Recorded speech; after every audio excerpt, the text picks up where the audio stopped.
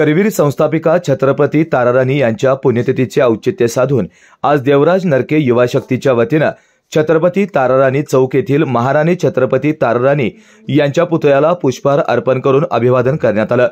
यानंतर कोल्हापूरचे प्रवेशद्वार अर्थात तावडे हॉटेल येथील स्वागत कमानीवरील दुरावस्थेत असलेला भगवा ध्वज बदलण्यात आला।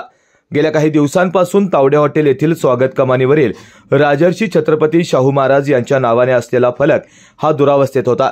ही बाब निदर्शनास येताच शिवसेना आमदार चंद्रदीप नरके यांचे चिरंजीव देवराज नरके यांनी तात्काळ देवराज नरके युवा शक्तीच्या पदाधिकाऱ्यांना हा फलक बदलण्यास सांगितला।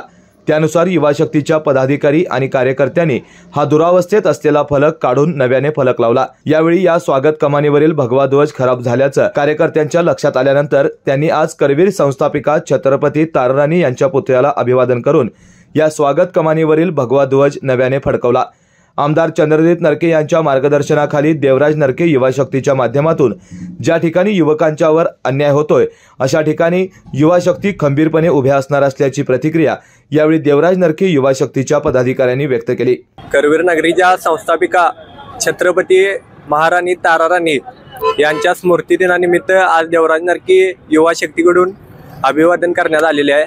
तसेच कोल्हापूरची जी स्वागत कमान होती तिथं रोज शेकडो लोक येतात, ती स्वागत कमान दुरावस्थेत होती। ती ज्यावेळी देवराज साहेबांच्या निदर्शनात आली त्यावेळी तुरंत ॲक्शन घेऊन देवराज नरके युवा शक्तीकडून ती स्वागत कमान बदलण्यात आली।